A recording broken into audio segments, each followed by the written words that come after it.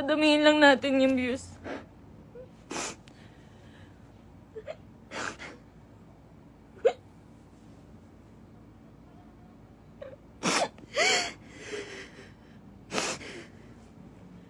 Magsasalita na po ako. Magsasalita na po ako. Padamihin lang po natin yung views.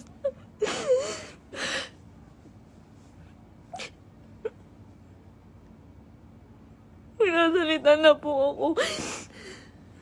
Pipilitin ko pong isa-isahin. Pipilitin ko kahit gano'ng katagal tong live na to.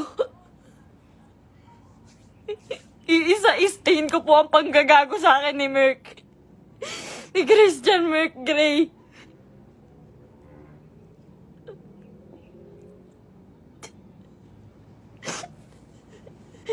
Ginago po ako ng taong yon. Ginamit po ako ni Christian Merc Gray. Lahat po nang nangyayari sa lahat ng video namin, mula umpisa hanggang ngayon, scripted. Lahat po yun sinunod ko dahil mahal ko siya. Dahil gusto ko ibigay yung buhay na gusto niya.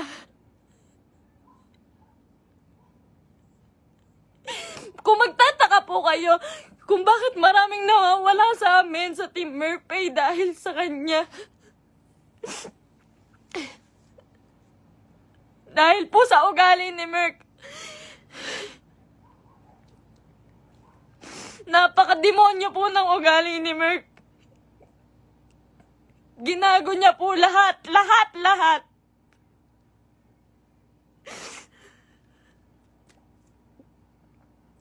Ito po. Ito na, umpisa ko na po.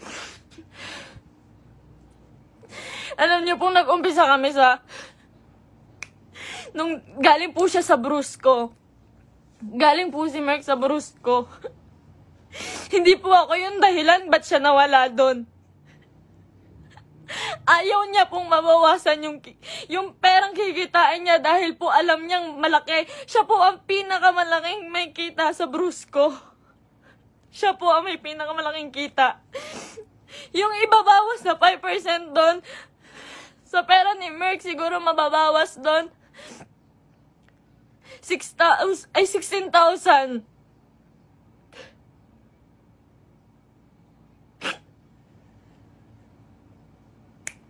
Lahat po ng kaibigan niya, ginamit niya. Hindi ko na po kasi kaya eh.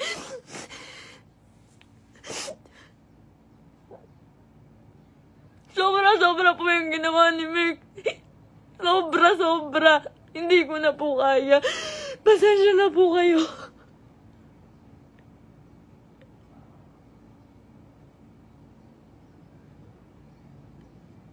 Napakawalang hiyang tao niyan ni Merc. Lahat po ginago niya, pamilya ko. Lahat po ng tao sa paligid niya, ginamit niya po. Scripted po lahat ng nangyayari. Sinusunod ko po siya. Kung makikita niyo po, lahat po ng video namin, puro bastos dahil po yun sa kanya. Ayoko po nun, walang may gusto nun. Kayo na pong bahala kung maniniwala kayo ngayon. Wala pong may gusto nun. Lahat po binigay ko sa taong yun.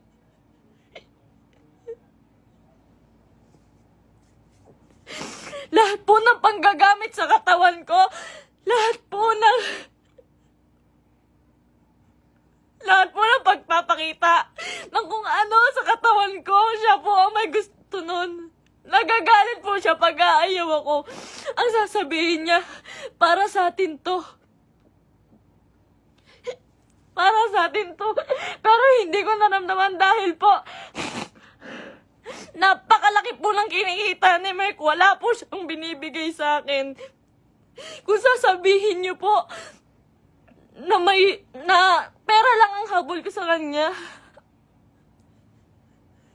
Kung makikita niyo po yung bahay namin, hindi niya po napagawa yun. Hindi niya po pinagawa yung bahay namin. Uunahin niya pa po yung iba. Sa laki ng kinikita ni Merc, sa milyon na kinikita niya sa isang buwan, 5,000 lang po ang binibigay sa akin yan, pati kay mama.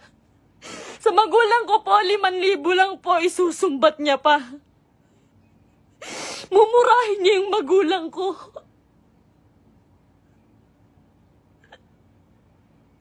Sasabihin niya, manang-mana ka sa magulang mo.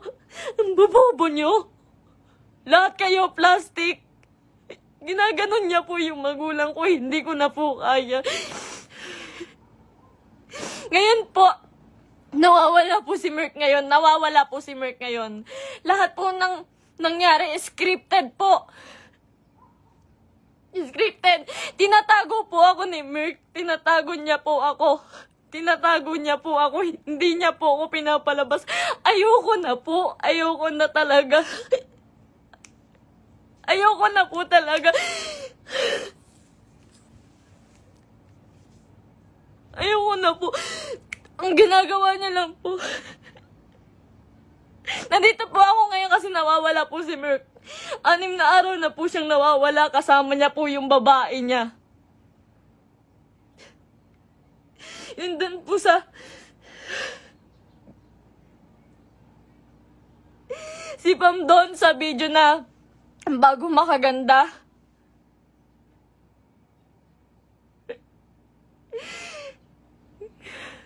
Huwag niya po sisihin yung kambal doon, si Chen Chen tsaka si Tantan. Yung Centeno twins po, huwag niyo po silang sisihin doon. Dahil utos po ni Merk lahat yun. Ako po, hindi ko na po kaya si Merk. Demonyo na po yung utak niya. Sobrang mukhang pera. Sobrang mukhang pera ni Merk. Lahat ng tao ginagago niya.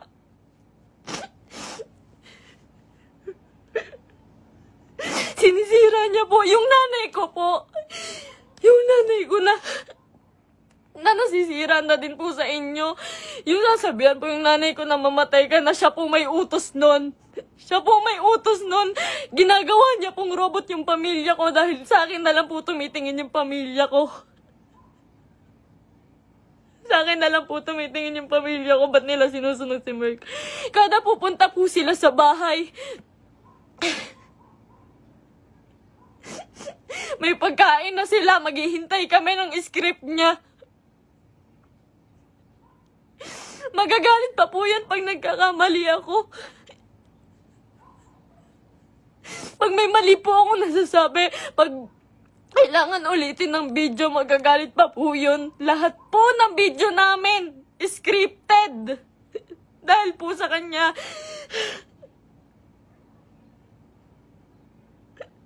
Sobrang abusado. May babae po si Merk ngayon. Yung babae nga, yung Pam po.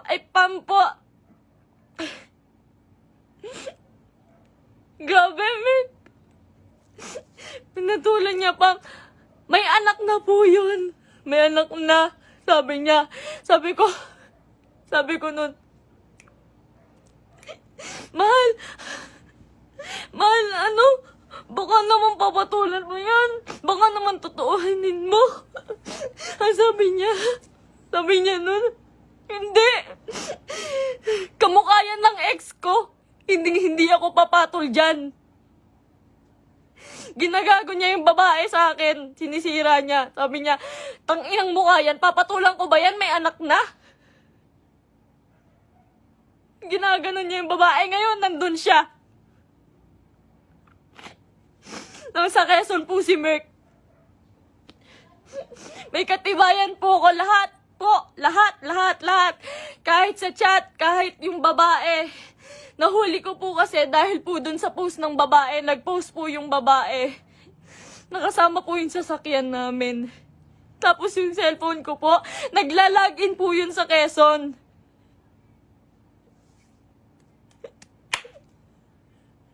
Lahat po ginawa ko kay Merk. Pasensya na po kayo. Ako po mismo humihingi ng pasensya dahil po kinonsinti ko siya. Mahal ko lang po talaga. Ngayon lang ako natauhan. Sobrang dami kong kaibigang nilayuan. Pamilya dahil ayaw nila ng video namin ni Merk. Sobrang dami dami ko pong nilayuan. Wala po akong kaibigan ngayon. Wala po akong kahit sino ngayon. Dahil kay Merk, dahil iniingatan ko po siya.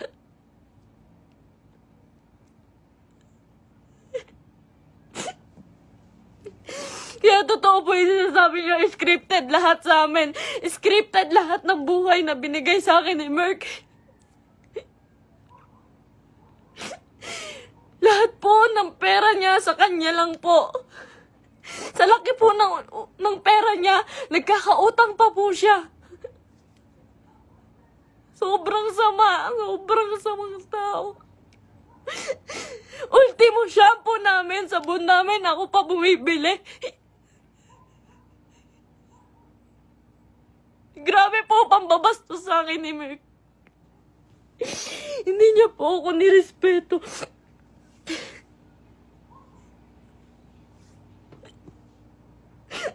Nawalan po ako ng kaibigan dahil sa kanya. Huwag niyo po sisihin lahat po ng taong nakapaligid kay Merk.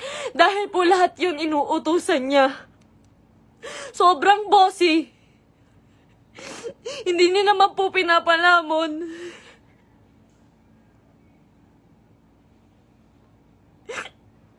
Hindi ko po in-expect na darating po talaga to. So, ilang beses na rin po ako niloko ni Merk about sa babae. Nung una, pumatol siya sa kaibigan ko. Pangalawa, pumatol siya sa pan. Pasensya na po kayo. Kasi alam ko po, scripted po yun eh. Pasensya na po kayo. Ako na po humihingi ng pasensya sa inyo. Ginawa ko lang po yun kasi sobra po akong nagmahal. Bago po namin makuha si Asurada, ang inuulam po namin araw-araw, itlog at tuyo araw-araw para makuha niya lang yung sasakyan niya. Lahat po ng meron siya ngayon,